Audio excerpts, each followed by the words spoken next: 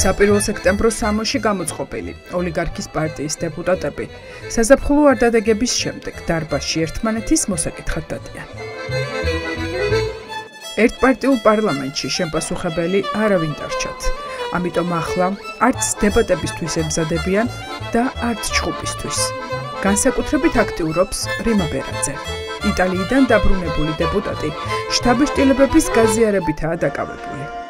ზაფხულის დღეები სანქციებს გადარჩენილებმა იმ ევროკავშირის ქვეყნებში გაატარეს, რომელზეც ხალხს უმტკიცებენ, რომ ადამიანებს თურმე სქესის შეცვლას აიძულებენ. ქალებს კაცობას, კაცებს კი ქალობას თხოვენ. ცოტაზე გაგესაუბრებთ. აი 5 წუთი შოპინგზე და ლამაზ ტასაცმელზე მე ვილაპარაკოთ. მე ჩემ შოპინგზე? დიახ, ლამაზ აქსესუარებს და ლამაზ ტასაცმელზე. ხარაკენ. რიმა ბერაძე ყველა იმ რეპრესიული კანონის მხარდამჭერია, რომელმაც საქართველოს ევროკავშირისკენ სავალი გზები ჩაუჭრა.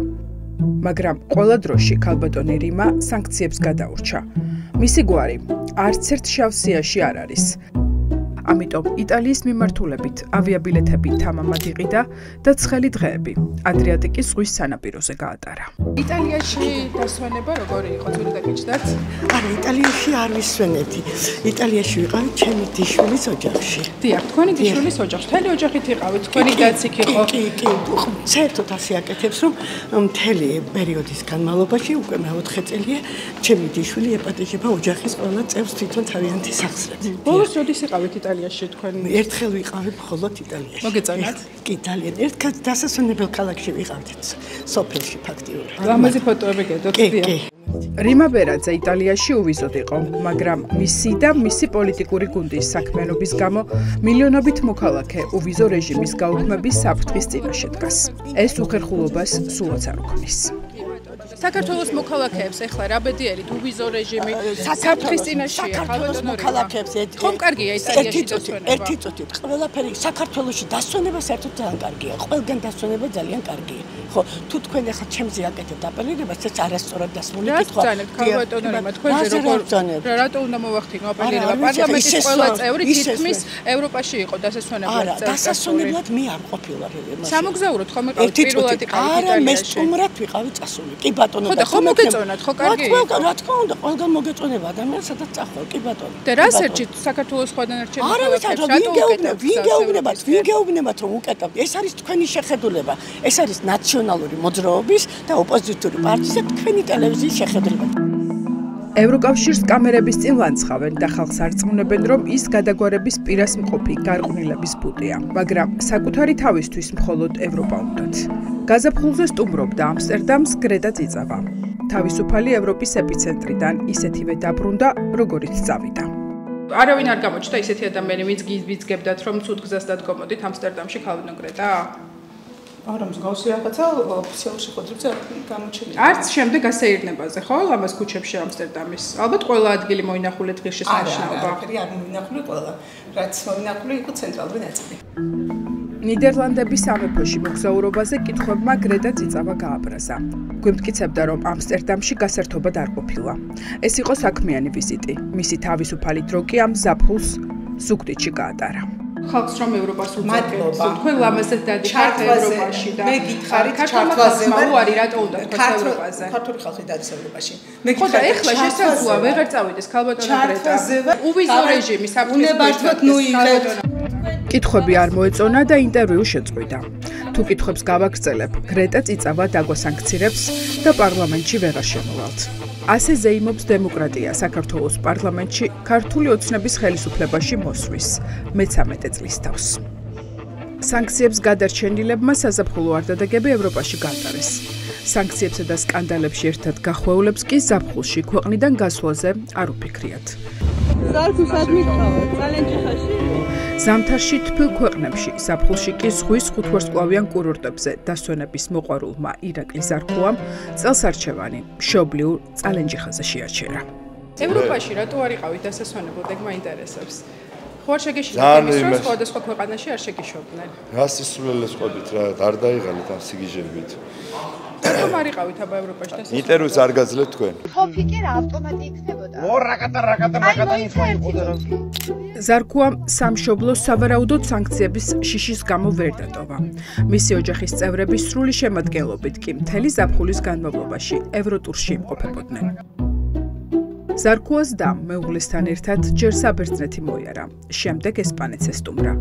ასე სარგებლობენ ისინი ევროკავშირის მიერ საქართველოსთვის მონიჭებული უვიზო მიმოსვლის პრივილეგიით. მავნებლები ხართ. იყო წლის განმავლობაში ევროპის არაერთ ქვეყანაში დარწმუნებული ვარ, რომ ის მაინც აგრძელებ, ეხა ეს თავხედობა. სად იყავით მაინც რომ? არცერთ არ ვიყავი საქართველოში. წალენჯიხაში ჩამოდით, თქვენ გაგასაინდეთ ვერ არის. ზარქუას ბედი გაიზიარა მარიამ ლაშხმაც. ლიეტუვას და ესტონეთის სანქცირებულმა დეპუტატმა ევროკავშირის ქვეყნებში მოგზაურობა ვერ გარისკა. გესალმებით. სად იყავით წელს დასასვენებლად რომ მითხრათ? საქართველოში. არსად არ ყოფილიყართ საზღვარგარეთ? არა. რატო? კარგი საქართველოში დასვენებლა. სანქციებს ხო არ გეშინიათ? მაგიტომ ხო არ წახვედით? ევროტურის გარეშე დარჩა ქართული ოცნების ლიდერი და ევროკავშირზე თავდასხმების ავტორი შალვა პაპუაშვილი.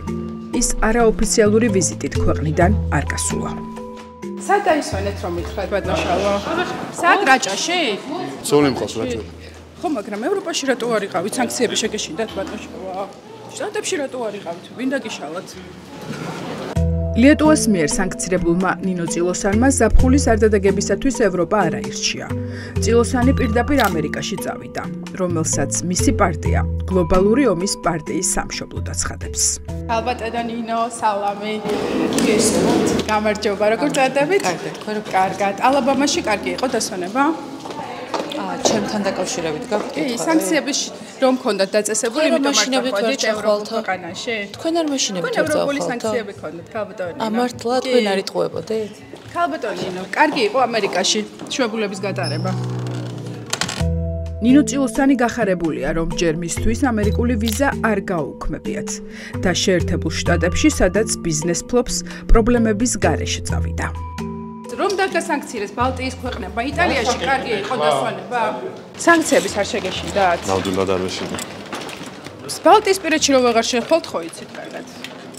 არ წყდება თული. არა, ნამდვილად არ წყდება. გამოჩენილი პიროვნება ბრძანდებით. როდესაც ისეთ იქცევიან და უმიზეზოდ ასაქცევენ ადამიანს, ზე რა გულატო უნდა დამწყეს არ ვიცი. თქვენ ფიქრობთ, რომ უმიზეზოდ დაგასანქცირეთ? ნამდვილად. ტალახაძემ დასასვენებლად მილანი შეარჩია. ესტონეთის მიერ სანქცირებული ოლიგარქის პარტიის წევრი ამტკიცებს, რომ შენგენის სასაზღვრო ზონის კვეთის დროს პრობლემები არ შექმნია. ჩვენ მას ვკითხეთ, როდესაც მისი პარტია საქართველოში ევროკავშირის გაშავებით არის დაკავებული, თუ ასეთი ცუდია, რატომ ირჩევს თავად ევროპას? როგორც იქცევიან საკანონმდებლო ორგანოს წევრები, ეს ნორმალურია. ევროპას უხურავენ ახალგაზრდებს. ევროპისკენ კარს, ბატონო ლაშა. კარგია, თქვენ რომ ევროპაში დადიხართ, თქვენს არის და ევროპაში სიარული? სად წახვედით, ბატონო ლაშა, მანქანით ხართ? რეპრესიული კანონების მხარდამჭერმა კიდევ ერთმა დეპუტატმა, გენო პეტრიაშვილმა, დასასვენებლად წელს ვენეციაში არჩია. ივლისში მეუღლესთან ერთად იტალიაში იყო და წყალზე გაშენებული ქალაქიდან ფოტოებს აქვეყნებდა. ევროპის ჩემპიონატზე ვიყავ ჩინგზლასთან და მე გონდოლაზე იყავით ევროპის ჩემპიონატზე? რატო ფიქრობთ? ვენეციაში გონდოლა ევროპის ჩემპიონატთან გათანაბრებული ამბავია. ვიყავით და მე რა ვიცი, ხა თქვენ უნდა შეგითანხმოთ იქ ვენეციას ნახავთ რას? ხო და გინახავთ და გიმოგზაურიათ და რაშია? ხო არის ეს პრობლემა? ხო ადამიანებმაც ხო უნდა ნახონ მიზის გარეშე. რაღაცა შეცდომაში შეგყავთ ისა? მაყურებელი რა. როგორც კი ევროპული მოგზაურობიდან დაბრუნებულ ოლიგარქის პარტიის წევრებს ეკითხები, რატომ უჭრიან საქართველოს მილიონობით მოქალაქეს მათი პარტიის პოლიტიკით გზას ევროკავშირისკენ, ინტერვიუს გაგრძელების სურვილი უქრებათ. თავად უჭირთ იმის გამეორება, რასაც მათი პარტიის ლიდერები ამბობენ, რომ ევროპა საქართველოში კაცების გათხოვების დაკანონებას ითხოვს. ой მოგზაურეთ ბატონო გენო ხო მოგეწონათ ხო გესიამოვნათ კიდევ ვიმოგზაურეთ და მაგას გეუბნების სხვა ადამიანებმა რატო არ უნდა იმოგზაურონ ყველას აქვს უფლება და იმოგზაურებენ და უვიზო რეჟიმი თუ გაუქმდება როგორ უნდა იმოგზაურონ არ გაუქმდება და რა აუქს რატო ამბობენ თქვენი კოლეგები და თქვენ მათ შორის ევროპაზე რატო ამბობთ ეს რაღაცა შეკავთ ხა შეცდომა სუსის მოქმედის შეფი და ევროკავშირის შესახებ ცრუ მითების ავტორი მამუკა მდინარაძეც ევროპაში იყო. ამბობს, რომ ესპანეთში, თუმცა მხოლოდ 4 დღით. ესლამაზი რუჯი საიდან მიიღეთ რომ მომიყვეთ? სოლარიუმიდან არა. სად იყავით დასასვენებლად? არა, დასასვენებლად ერთი თვის ვიყავი 4 დღე. კი, 4 დღე. როგორ იყავით სად? ევროპულ ქვეყანაში. საგურამოში ცხოვრობ. ევროპის ქვეყანაში რატო არ იყავით დასასვენებლად? სანქციების ხო არ შეგეშინდათ შემთხვევით? არა, ვიყავი ევროპის დასასვენებლად არა ისე. იყავით, სად იყავით? რა მნიშვნელობა პირად საქმეზე ვიყავი? პირად საქმეზე. რამდენი დღის განმავლობაში შემყოფებოდით ევროპაში და რომელ ქვეყანაში? ბოლოს? დიახ. მეგონი 4 დღე თუ 3 დღე ესპანეთში.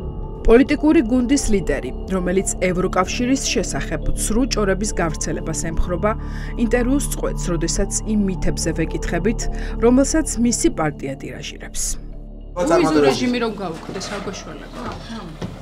ნახეთ, თუ კი სუვერენიტეტის სანაცვლოდ უნდა იყოს რაიმე მოქმედება, მსგავსი, ან შანტაჟის იარაღი, მაშინ საქართველოს და ქართველი არასდროს დათმობს თავისუფლებას.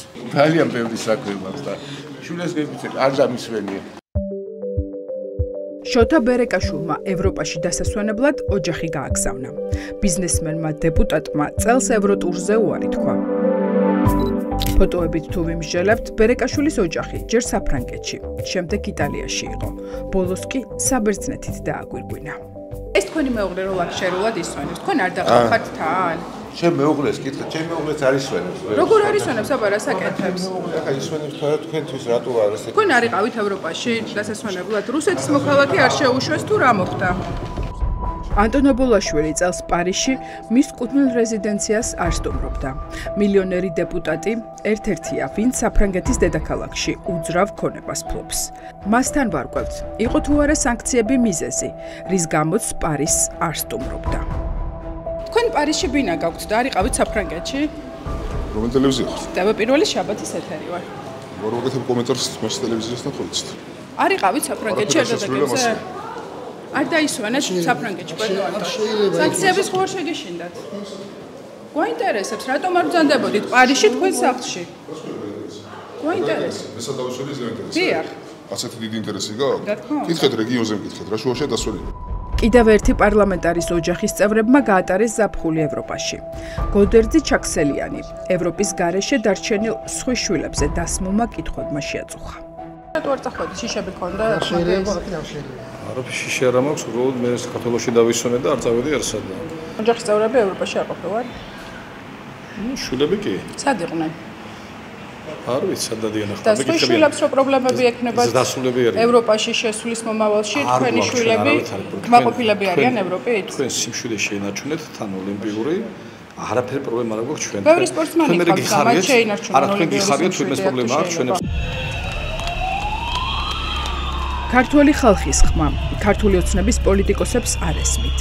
პარლამენტიდან ყოველი გასვლის დროს ჭიშკრის მიღმა ესმით ხალხის კრიტიკული ხმა. ისმენენ და უბრალოდ არ რეაგირებენ ამ შენობაში მთავარი ხმა ბიძინა ივანიშვილია. რას ეუბნებით ადამიანებს? თქვენი პარლამენტი აუქს ამბობს ევროპაზე, ამ ადამიანებს ევროპა უნდათ. რას ეუბნებით ამ ადამიანებს? უვიზოთ ტოვებთ? ევროპული სანქციების ახალი პაკეტი ქართულ ოცნებას ამ შემოდგომაზე დაეწევა. მას შემდეგ რაც ბრიუსელი შეამოწმებს და დაადგენს, რომ მათი არც ერთი მოთხოვნა ივანიშვილის პარტიას არ შეუსრულებია.